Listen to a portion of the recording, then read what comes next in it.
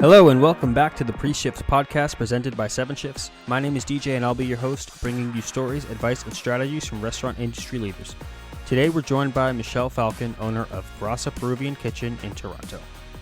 I'm Michel Falcon and I am the founder and CEO of Brasa Peruvian Kitchen, which is a fast casual restaurant brand that started in Toronto, Canada during the pandemic. Michel has an extensive career as an entrepreneur and expertise in company culture, customer experience, and employee performance. As for how he entered the restaurant business, a 3-month consulting gig turned into a 6-month gig, which turned into a partnership at a hospitality company in Toronto. In 2019, Falcon looked to open his own space. Pulling from his Peruvian heritage, he began the process of opening what would become Brasa Peruvian Kitchen. And while the pandemic delayed opening quite a bit, it gave Falcon time to think hard about the kind of restaurant he wanted to create. Well, it's everything. There's a lot of platitudes that are said in businesses, not just in restaurants, all industries, is like we're people focused. And I'll politely say, show me your P&L and I'll tell you what matters to you most. What do you reserve your budgets for? To invest in growth in people. During the pandemic, before we opened our first location in July 2021, throughout 2020, it gave me time to pause and think of what type of company we're trying to build. And it was, this is not an exaggeration. Our core values and our mission statement took me 1 year to write. And I landed on this, our mission statement, word for word, verbatim. And I expect all of our team members to be able to recite it word for word, is to build a company that the world needs more of. One where everyday people are empowered to make great money, achieve career growth, and help close the income inequality gap. The fast casual restaurant space, I don't like saying it, but some brands and entrepreneurs just see individuals as a disposable resource when really they are the oxygen that's being pumped into the business and the brand. So it really just starts from having a mission that people feel like they can be a part of. And I get it. It sounds like a platitude. It sounds like just PR, fluffy stuff, but it's true and honest. And it's the foundation of our company. From there, like we are quite strict with performance, right? We give a lot. We pay way more than what the government tells us we have to pay with minimum wage. In Canada, our minimum wage is $15.65. We start at 20. And language really matters with our culture and putting people first. So we don't call it minimum wage. Those two words they shouldn't be in the same sentence together. We start with starting income. Language matters when you're impacting your company culture. And it just starts from there. And we have some great case studies. Natalie and Vanessa, they joined us as part-time team members earning $20 an hour. They now, in less than a year, they're now earning $70,000 in salaried roles. So think of the mission, right? To take everyday people, help them achieve career growth, make more money, and so forth. And that's why people stay. Our employee turnover last year was only 17%, in an industry that has 100 to 200% year-over-year turnover. So I'm confident in our approach.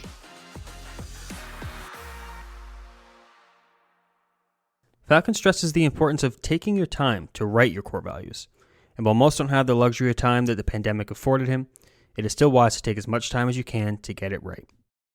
It's like, all right, Forbes magazine told me I need core values. All right, this one, right? We're done, right? It's we say that too. 7 shifts here. a 30 minute exercise, and that's the foundation of your company.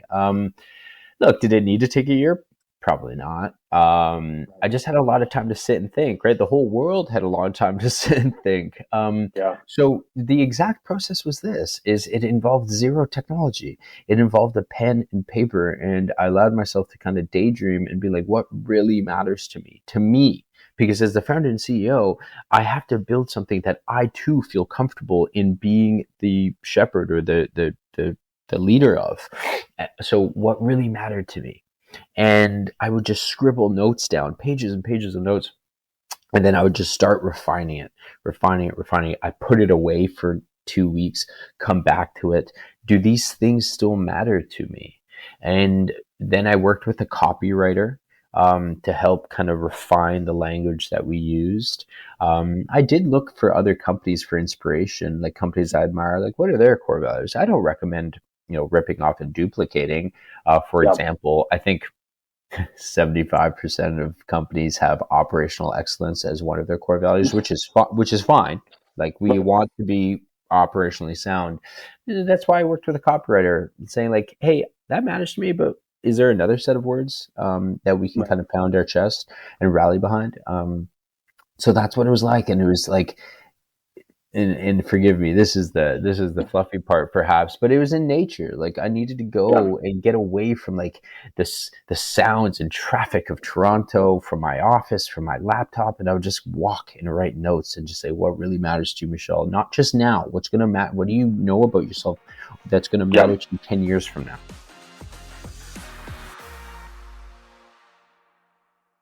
Now, during that refinement process, a lot of time is spent honing in on your values, deciding what makes the cut, and making even tougher choices about what doesn't make the cut.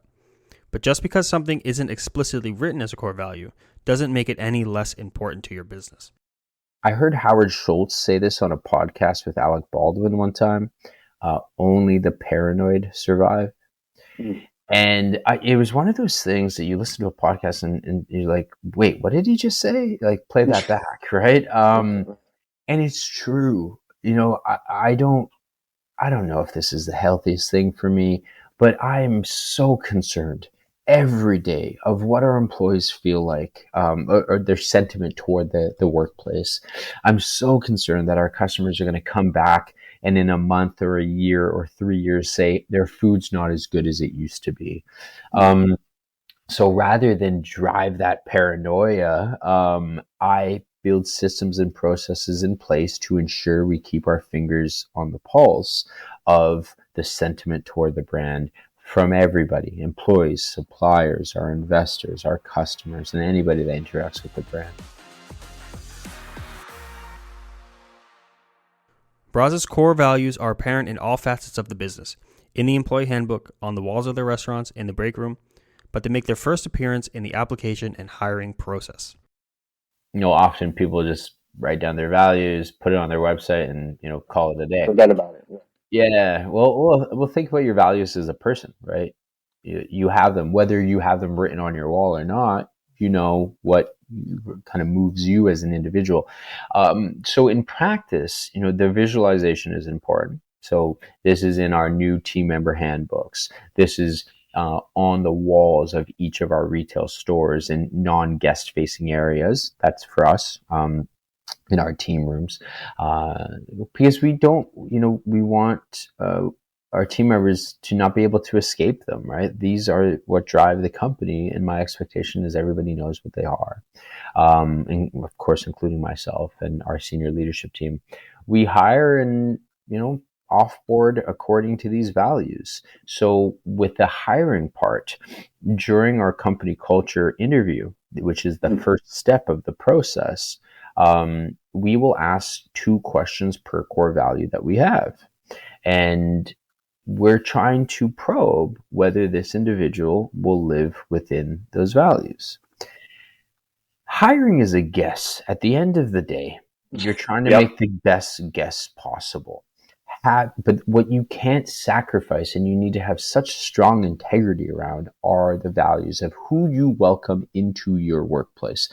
Very similar to, I spoke to Laura Grant. She's our people operations manager. And I said, you're similar to the bouncer at a nightclub, right? Mm-hmm. You're protecting the party. We can't just let anybody in here, right? We have to make sure that they're aligned with the values of our company, or they're going to be contributors to it, not take away from it. From there, in our weekly and monthly performance reviews, we have to bring the core values to the table and coach people according to whether they've been living within them or not. And then we point to them. So for example, let's say I misstep or I do something that is off-putting to somebody on our team. They too can point to a core value and say, hey, Michel, when you did this, that went against this core value. So you really have to connect the dots in how that impacts the performance of the company or the performance of the individual. Aside from that, I missed a step. In our job descriptions, we ask candidates, and people looked at me like I had 3 heads when I said I was doing this. We asked candidates to watch 30 minutes of a video before they even apply. So there are links, hyperlinks within our job description that share what is this company culture about, what are the values of the company, and I'm in the videos. And within the longest video that we have, it's approximately 20 minutes, we're just talking about the values. And I quite literally say, if this does not sound like a workplace that you would be excited about, please don't apply. Right? So we're acting like it's almost like a repellent to some people, but for the people that get excited about it, they're eager to fill out the application, attend the interviews, and so forth. Once an employee is hired, retention is already prioritized during the onboarding process, which sets the tone for the company culture. It really starts with onboarding, right? And I break down onboarding as three phases. The first is the technical part. So like, what is your emergency contact number? How are we going to pay you? Kind of like the administrative part of it. Right. The second is the educational part. We're going to teach you how to do your job, all right, do your role within the company. But the third part, and this is something that I developed in 2016, and I'm still using it, and quite literally, thousands of companies have used this interview question to improve their onboarding. Subway, McDonald's, like big brands hired me to speak at their conference, and I told them this, and they've been using it with great success. And I'm going to role play with you, so you gotta do this with me. Pretend I'm interviewing you. You haven't been hired yet, right? So, and that will lead to the last part of the onboarding experience, which is the emotional part. So let's say you sat down with an interview with me or somebody on my team. One of the interview questions that we ask is, what is an indulgence that you can't live without that costs less than $20? An indulgence you can't live without. So I'll lead, right? For me, if pepperoni pizza ceased to exist, there would be a big issue in my life, right? So that's an indulgence I can't live without, right? So how would you answer that? Under $20. Yeah. I mean, probably good coffee. Good coffee. Yeah. One that I hear that often. Would be mine. Yeah. So that's not enough. Let me dig deeper. Do you drink dark roast, medium roast, type of roast? I typically go for the darker roast. Dark roast, me too. Yeah. What region of the world do you like to get your coffee from? I like South America, usually. Sure. Okay. I can work with that. So, fun fact, Peru is the largest exporter of organic coffee in the world. Feel free to use that at your next dinner party if you like. You don't have to attribute it to me. You just knew. I'll come back to that point in a moment. Okay, great. So we continue with the interview process, but our people operations manager making note of your answer. You probably don't know why we asked you that. It's kind of a weird question. All right, off we go. Probably don't even think about it again. You're hired. You show up to day one, right? Day one, somebody on our team are there before you are. How often do we hire somebody and they show up and nobody was expecting them? The company's disorganized. Like, how are you going to welcome somebody like that? Imagine hosting a house party and not being ready to receive people. That's a bad party. That's a bad experience. People aren't going to want to come back to your party. People aren't going to spread word of mouth about your party. But this is yet something that we do to our employees and expect them to be engaged and high performers. So our team members will show up on time to receive you and then bring you into our training facility. And then you sit down, and in front of you are your workbooks, but then also this gift bag with a handwritten card from me that says, thank you for joining our team. We're very fortunate to have you. Thank you for joining us. And a really nice message, because language matters, right? So thank you for joining us. And then there is your South American, your bag of South American dark roast coffee. Now, why do we do that? Okay, so look, on the surface, it's like, oh, that's nice, right? You might go home and your spouse or your friend might say, hey, where'd you get that? Perhaps, oh, this company gave it to me. Like, that's awesome. You're also like, oh, that's why you asked me that interview question. But here's the rub. Like, this is where the rubber meets the road. I am going to ask you to deliver experiences to our guests that they've never seen before. Shame on me if I don't do it to you first so that you know what that looks and feels like. How did that make you feel? Now go do that for our guests, right? Right. How often have we asked for personalized customer experience? Personalize the customer experience.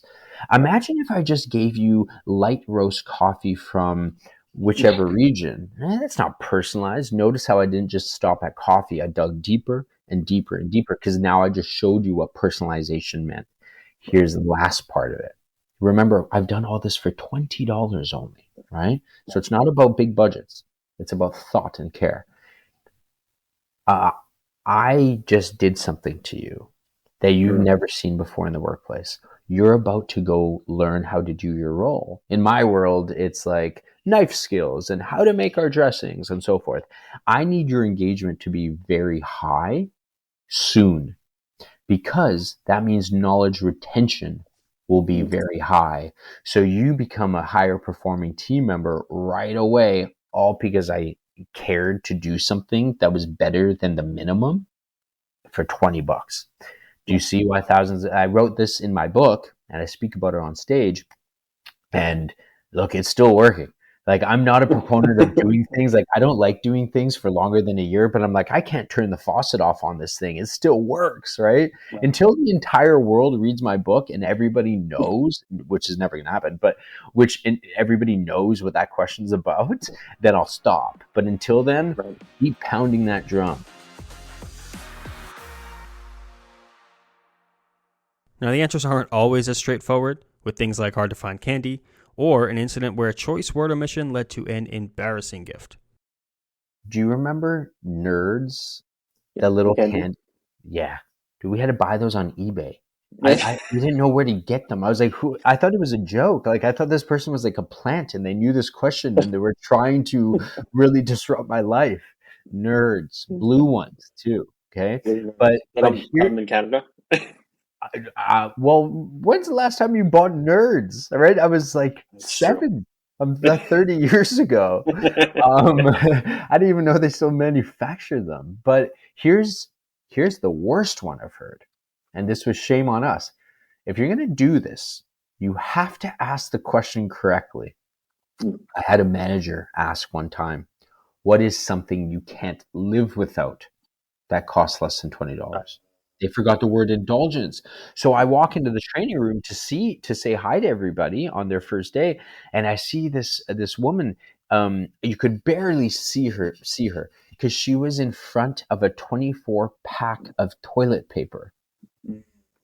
So I'm looking around. Everybody has their nice things, but this one manager asked the question correctly, and I apologized profusely. I said, and then I had a conversation with the manager saying, you got to ask the question right, because this is weird.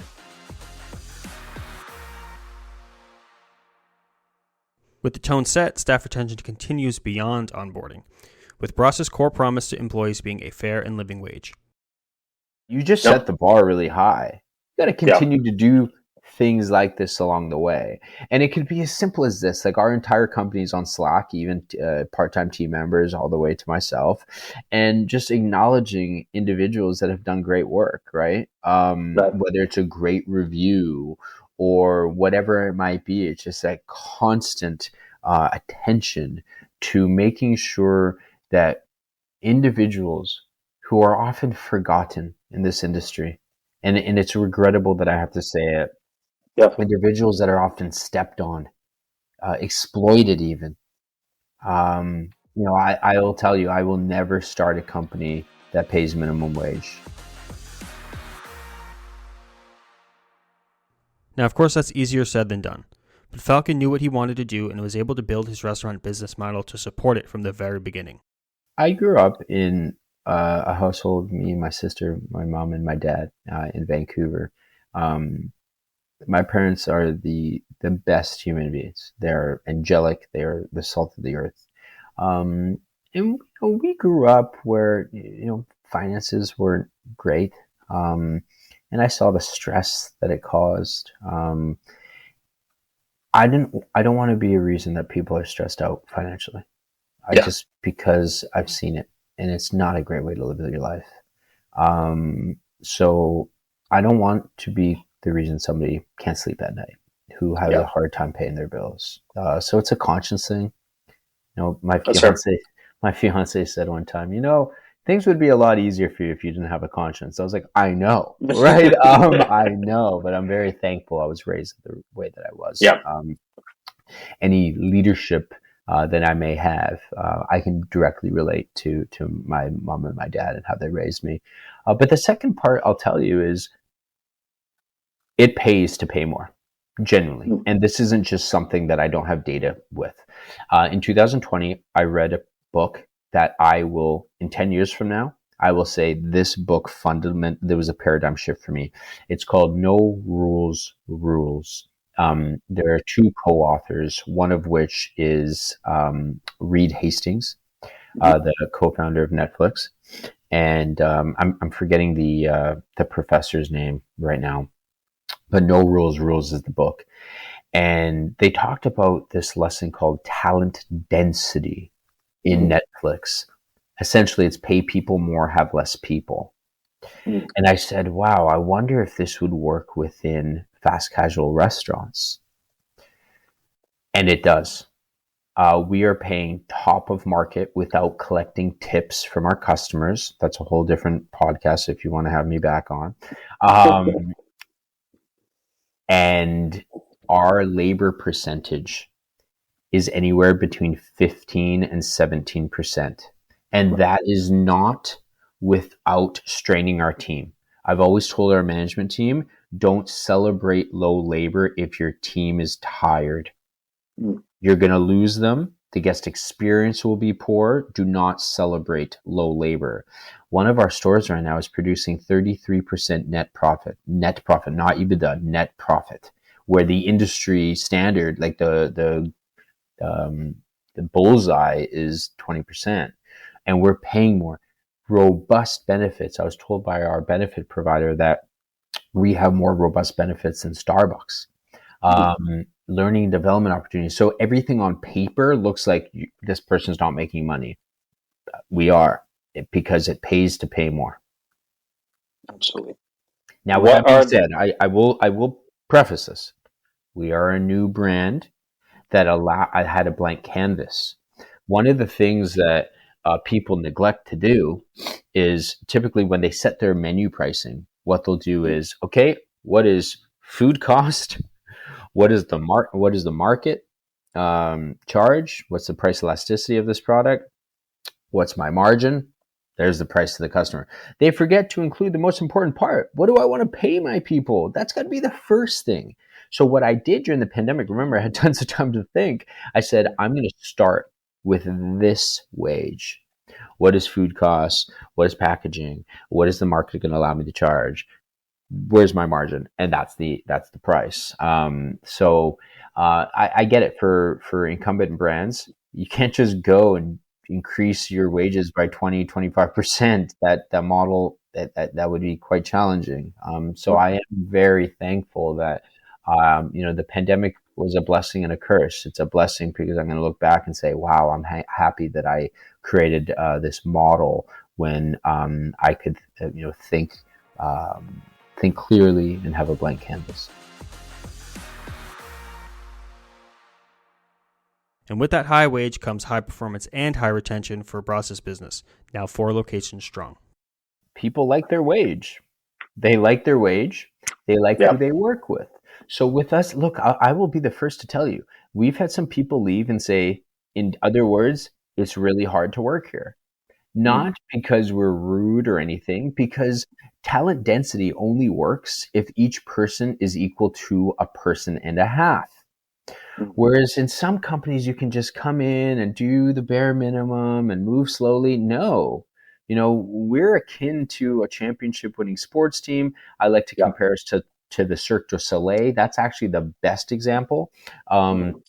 Because with the Cirque du Soleil, if one person decides not to bring their A game, the whole show is ruined. Right. And that's exactly 12:30 lunchtime for us. If you don't want to bring your A game, well, you're going to mess up our throughput rate that day. But also what I love about the comparison to the Cirque du Soleil is there's no LeBron James of Cirque du Soleil. Everybody is nameless. Everybody comes to work and gets the job done. Right. That's why I love the comparison. Often it's like we're like a family. Families are dysfunctional. We retain Johnny because he's literally our family member, even though you can't fire a family member, right? So I don't love that comparison. I grew up playing sports in my life, so I do like that example. But the Cirque du Soleil is the example that I really like. But going back to your question, is we pay people well.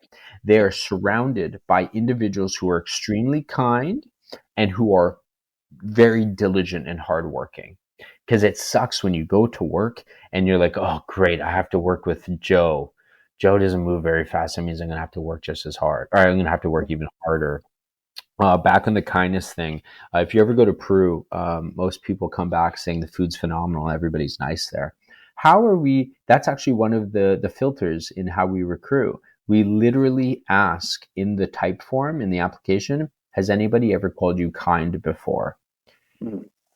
People that say no probably aren't going to get an interview, because kindness really matters to me. It's hospitable, right? And it's an element of hospitality. And that's what we're trying to do is how do you take the 5-star Nobu-like guest experience and bring it into fast casual? It's as simple as greeting a customer and saying, thank you for choosing us today. Welcome to Peru. How's your day going? Right? Just little language like that. It's actually phenomenal how much language really matters in company cultures and performance. Just like the words that people use and well, that kind of thing. Think of this doesn't happen, but next customer, right? That's not happening anymore. Or what can I get you? That's sorry for coming into your restaurant and trying to order food, because I think this is what I'm supposed to do here. Can I get a little bit of gratitude? Right? Are you happy? I hammer this home to the team. Every single customer, we have to be so gracious. We are so fortunate that even one person cares about what we're doing here. Yeah. And if we have more and more of them, that gives us more money to be able to give you higher wages. So if you're down for higher wages, be a part of the company that's growing, I need you to do your part, right? Absolutely.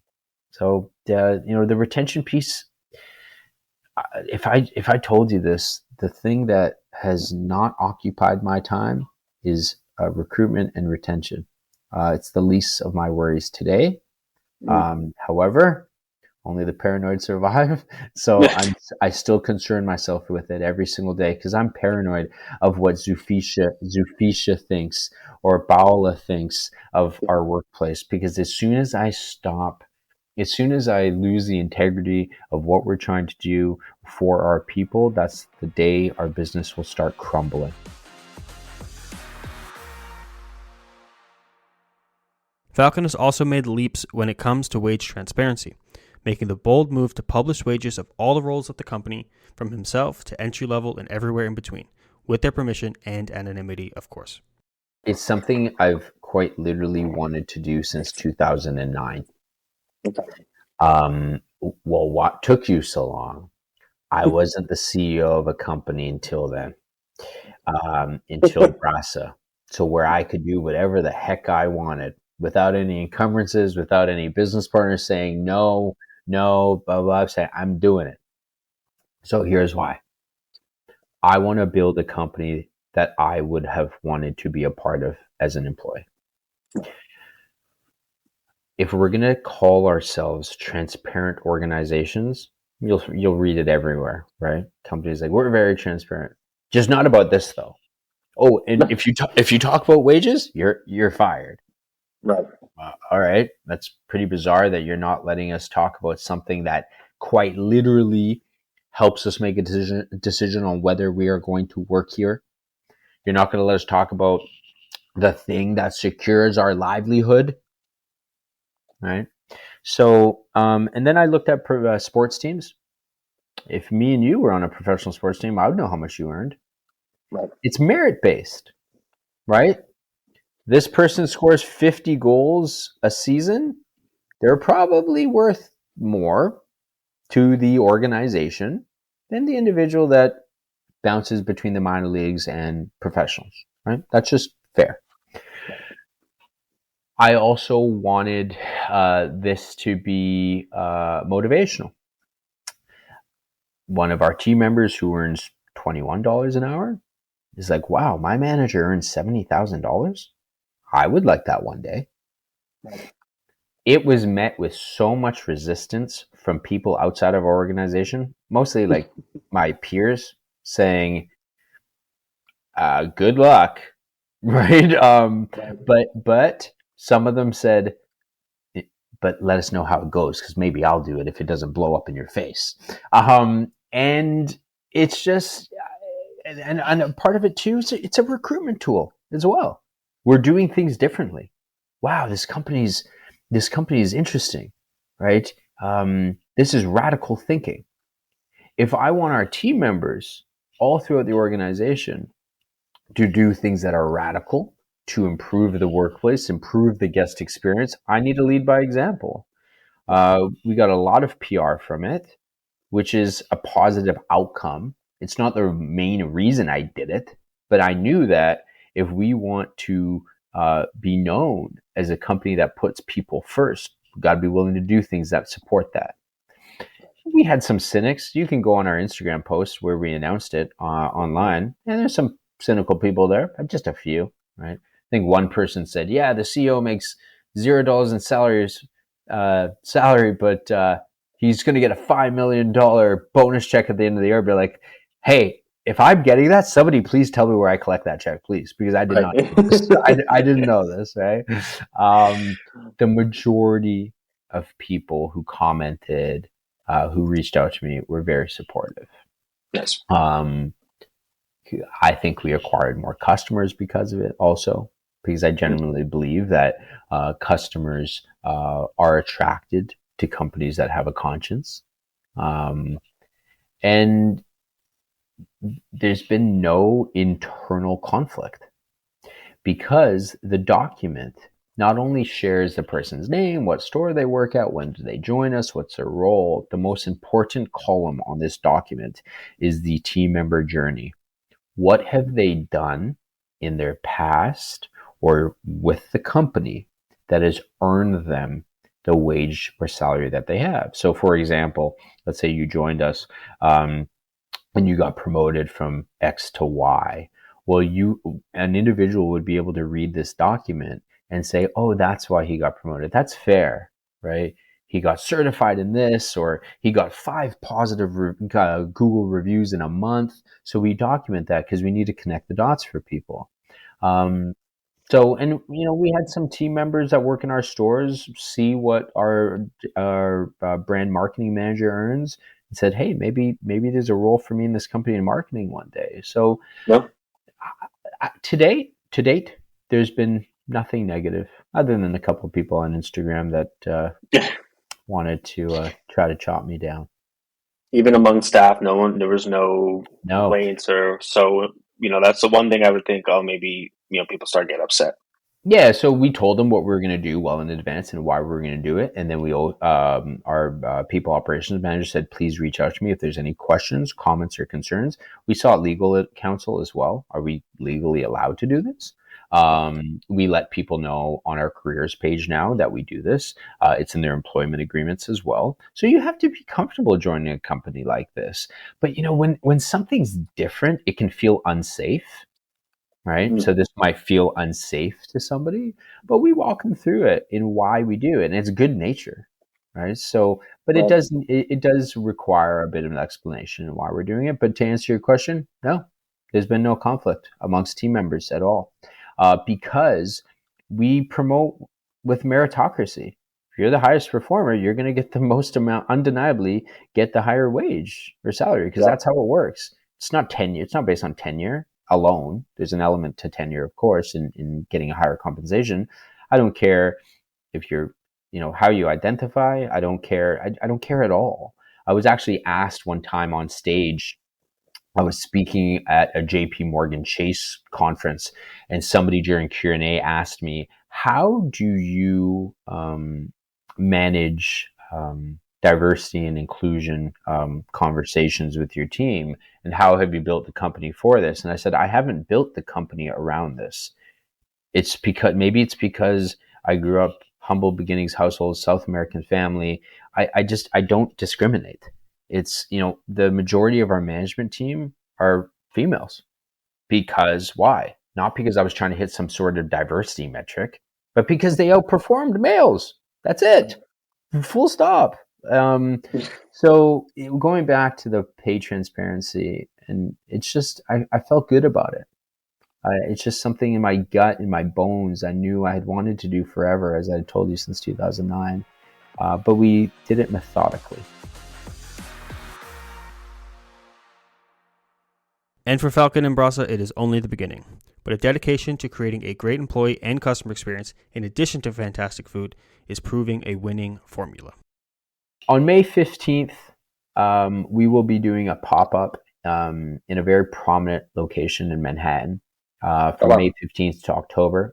It's in Hudson Yards in Manhattan, below the Vessel, like right at the bottom of the Vessel. We've been invited to do a pop-up there. New York has always been the market that I wanted to go to after Toronto.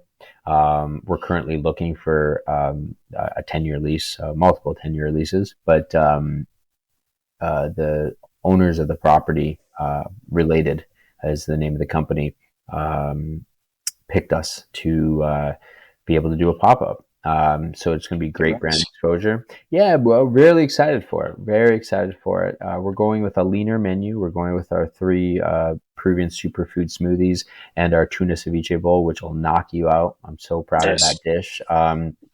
It's a great way, and we'll see where that takes us from there. I'm confident if we have the highest level of integrity of our product and our customer experience, that we'll grow through some positive PR and media, and gain some attention for ourselves. But USA, here we come. Thank you for joining us for the Pre-Shift podcast presented by 7 Shifts. Be sure to follow us on social media for new episodes and bonus content. And as always, my inbox is open, dj@7shifts.com. Let me know what you think of the show, who you want to hear, or just say hello. We'll see you next time.